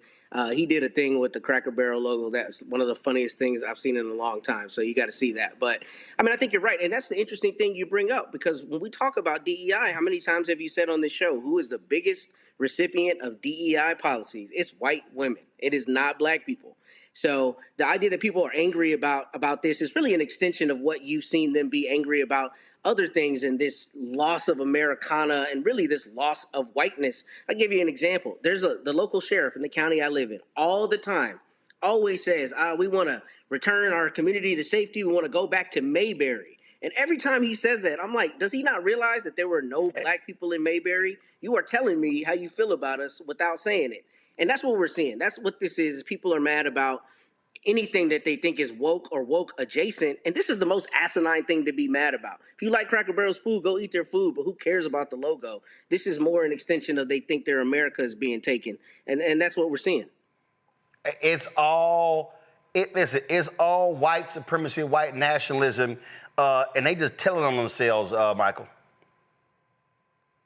Well, absolutely. You know, to say ignorant, what'd you say? Ignorant MAGA fools. That's redundant, okay? Because that's a redundant statement right there. Oh. But yeah, MAGA is ignorant. It's a cult, okay? And when you listen to these people, they don't make any sense, but it's like they live in an alternate universe, okay? And, you know, white supremacy is a powerful drug. And what it does is it causes them to vote for people who are really against their own interests. When we talk about rural America, they're going to be devastated by the big ass ugly bill. No, Michael. That stuff means nothing. They're going to be devastated because the Cracker Barrel logo is changed. well, look, they like what? Crackers. See, they walk around like, damn it, what happened to my cracker? Where did my cracker go? Why did my cracker in the chair, in the barrel, why they left? It's like, look, people, it's the same food. It's the same food. It's the same food, okay? So, but no, Michael, it ain't the same, Michael. They got rid of my cracker. Okay. They got rid of my cracker. So go ahead, finish your point. Yeah. Well, these are the type of cultural wars that they get distracted with while their health care is being cut, while their hospitals are being shut down, while the cost of their food that they already can't afford is going up. They get distracted with these culture wars, and this is how... This ain't even a culture war. It's a fucking Cracker Barrel logo. No, but it's part of the white supremacist. Wait a minute. They took the white man leaning on the barrel. Ain't like they put a black woman in some cowboy boots. But the erasure of the white man in their mind is the white replacement theory. Okay, the rolling. These are some crazy ass. Hey, people. I already know that, dog. Hold up. So Matt. So talk about they went woke. That's an attack on DEI. So all that kicks in. Yeah, I know. White supremacy is a powerful drug. I know, and they all crackheads. Matt sent me Ace Vein. What y'all? So now the crack. So here we go. Let me set it up. The Cracker Barrel logo speaks. Hello, I'm the Cracker from Cracker Barrel. And y'all know I sat on that damn logo for 48 damn years. Longer than a snake deep throating a giraffe neck. Then overnight, you got this diverse, evil, ignorant, or DEI group of people taking over our marketing, talking about we need a rebrand. Then poof, I'm going faster than a black man driving through Alabama. How you gonna rebrand without debrand? I'm the goddamn reason people come to Cracker Barrel. How you gonna have a place called Cracker Barrel without a cracker leaning on a barrel? I mean, what's next, America? A black female Popeyes manager that doesn't fight her customers. Cracker Barrel needs a cracker and a barrel. And I'm the coldest cracker son of a bitch to ever lean on a barrel this side of a Mississippi. Hell, maybe both sides. But don't you go worry about your old boy Cracker. I got a little nest egg and I'll find something to lean on, I always have. But it's a damn shame what y'all done let happen to old Barrel. Who the hell out here finna hire me, bro? Nobody hiring barrels. I might as well just jump in the fucking fireplace, bro. Oh shit, this nigga dead, y'all. Oh no, man. When this happened, niggas dying dead, ain't never died before. Jesus, why ain't nobody tell his dumb ass to die? Oh, Ace Bane. That matter of fact, hold up. So, I didn't realize. I didn't know. I had never heard of Ace Bane, and I just pulled it, and I realized he followed me. He follows me. Ace Bane will earn himself a follow. I'm not following him. That was funny as hell, Matt. Yeah, I died yesterday when I saw it. I didn't even know. I knew nothing about it, and then I saw the video, and I just lost it. But I love all his stuff. He's hilarious, and I just thought that was a funny take and germane to what we're talking about now. That is absolutely. I'm telling you, it is beyond hilarious. And these people are just beside. I mean, they are literally losing their mind, Julian. They are mad as hell about Cracker Barrel changing the logo. You know, that is hilarious. Whoever the brother sent it out, right out onto him. I mean, I'm sitting here almost falling off my chair because it was hilarious. But at the same time, it does illustrate, not only, as I said, these people's racism has caused them to lose their minds, their whole minds. But the other piece of it is the distraction, of what Michael said earlier, the distractionary tactics. So they're on Cracker Barrel, they ain't got no money. Excuse my ebonics, but they ain't got no money, but they're worried about a logo, a cracker and a barrel. Just like this man is afraid that we'll learn something about his hijinks with Jeffrey Epstein, so he's going after our museum. And they major in the minor because the major will convict them. They major in the minor. They look at the Latino museum. What president has ever had that kind of involvement in the weeds of a museum? I mean, we fought hard to get that museum. Hold up, y'all. See, y'all gotta stop trying to get ahead of stuff. I'm gonna get to that in a second, but I need y'all to stay focused on crackers and Cracker Barrel, okay? I need y'all to stay focused. You want to be focused on crackers. Somebody posted this tweet. I think it's hilarious. They said, "White replacement theory. MAGA is pissed. They took the cracker out of Cracker Barrel." That's a funny tweet. and again, they are mad because. This is the woman who's the CEO, and because Cracker Barrel supports LGBTQ, some alliance, they say, woke CEO Cracker Barrel changed his logo after 47 years. Well, damn. Ain't that a shame? Hell, guess what? I guess they're going to get mad because Snapple changed their damn bottles. Oh, Lord, what the hell we going to do? And my goodness, this ain't like Coke changing to New Coke. This ain't even right. It's a logo. Y'all, they some ignorant ass people. Let me go. I'm telling you, I can't listen. They just ignorant. You know, when Marjorie Taylor Greene says we need our own country, you know what? Oh, this is I endorse that. Please At some level, this is ship insanity, all, as you said. ship all them dumbasses somewhere else. Or well, you know what? They always talk about go back to Africa. Take y'all ass back to Europe, please. Damn. Let me go to a break. We come back, y'all. I got to talk about these dumbass White House people who don't know nothing about history. They ain't read nothing, don't know nothing. They stuck on stupid. Wait till I show y'all what these fools actually posted on the official White House website. If anybody out there, if y'all voted for this fool, y'all got to own this. And if you black, your ass ain't never get invited to the cookout. I don't care what you do.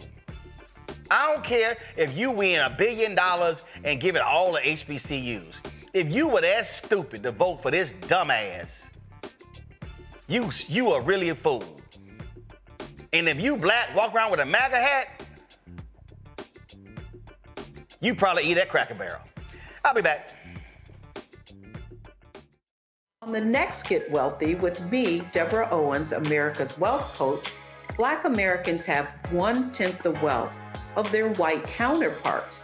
But how did we get here? It's a huge gap. Well, that's why we need to know the history and what we need to do to turn our income into wealth. Financial author and journalist Rodney Brooks joins us to tell us exactly what we need to do to achieve financial success. You can't talk about why we are, as Black people, where we are, unless you talk about how we got here. Bridging the gap and getting wealthy, only on Black Star Network.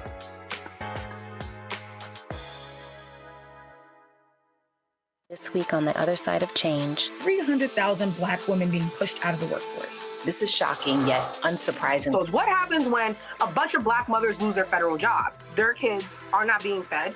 Their kids are not being taken care of. But that trickles down to the entire community structure, which may be built on the backs of Black mothers and Black women more broadly. Tune in on The Other Side of Change, only on the Black Star Network. This is Tamala Mann. And this is David Mann. And you're watching Roland Martin Unfiltered.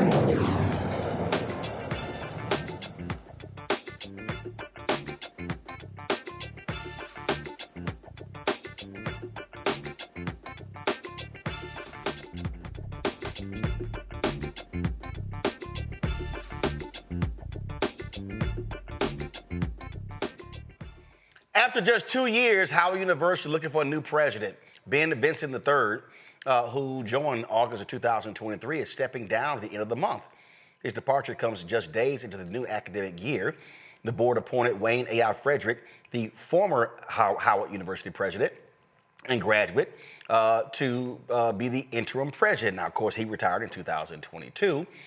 Vincent's last day will be August 31st, with Frederick assuming the role the following day. During his tenure, Howard continued to attract high-profile scholars. However, this summer, the university faced controversy when a new payment system error caused massive problems with students, causing them to be mistakenly marked delinquent on their tuition bills, prompting threats of collections. In response, some Howard students organized protests, and parents were pissed off as well because of all of the drama. Well, folks, speaking of drama, we got to deal with these dumbasses in the White House. Now, Trump somehow thinks that he can run the Kennedy Center. He thinks that he's the damn curator of the Smithsonian. Hell, he actually said this here, y'all, that he was the chief law enforcement officer of the country. Now, of course, we talked earlier, one of our panelists mentioned John Bolton getting his house, his home raided. Y'all pull the clip up where Trump is standing before the people and he tried to say he didn't know about it, but then again he says he the nation's top cop. They'll brief me, probably today sometime. And the Foreign Minister. I don't want, I tell Pam and I tell the group, I don't want to know, but just you have to do what you have to do. I don't want to know about it. It's not necessary. I could know about it. I could be the one starting it. I'm actually the chief law enforcement officer, but I feel that it's better this way. That dumbass is not a chief law enforcement officer. Pull a video back up and freeze it. Y'all see that stupid ass hat he got on? Trump was right about everything. His dumb ass is wrong about nearly everything. Y'all, this is what they got on the White House website. And they've been attacking the Smithsonian saying, oh, they have these wrong exhibits. President Trump is right about the Smithsonian. So you go through this article, and it says the National Museum of African American History and Culture debuted a series to educate people, quote, on a society that privileges white people in whiteness, defining so-called white dominant culture as ways white people and their traditions, attitudes, and ways of life have been normalized over time, and portraying the nuclear family, work ethic, and intellect as white qualities rooted in racism. All true. And so then they're attacking, look at this here. The campaign featured content from hardcore woke activist Ibram X. Kendi. Okay, so check this out. Okay, so they got other complaints, National Portrait Gallery. But this is the one that jumped. Look at this here. The National Museum of African Art display an exhibit on works of speculative fiction that bring to life an immersive, feminist, and sacred aquatopia inspired by the legend of Drexia, an underwater kingdom populated by the children of pregnant women who've been thrown overboard or jumped into the ocean during the Middle Passage. Oh, I'm sorry, y'all mad about that slavery thing again? All right, so y'all check this out. So they criticize the American History Museum's LGBTQ history exhibit. Then they criticize the National Museum of American Latino as well. But this is the one that I want to talk about.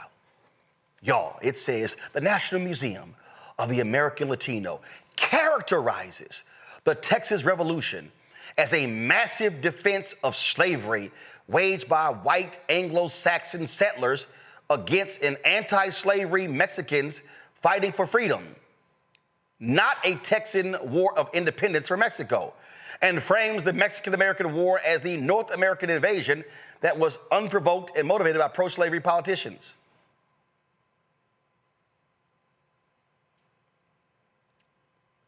That's true. Y'all, when we talk about his story and history, his story means white man's his story.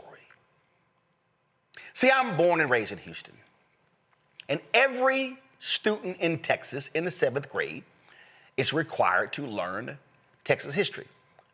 Now, y'all understand, the book is about that thick.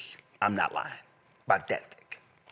So, growing up, remember the Alamo! Remember the Alamo! It was always talked about. And Davy Crockett and the others, they were portrayed as these righteous men who were fighting those Mexican savages.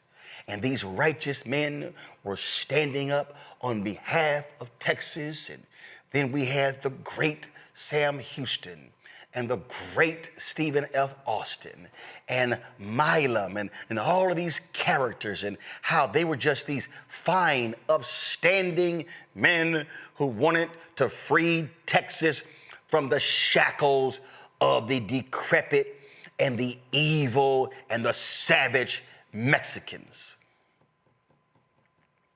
Except they left out a couple of things. Remember when I called out the History Channel, that bullshit docuseries, where they talked about Texas independence?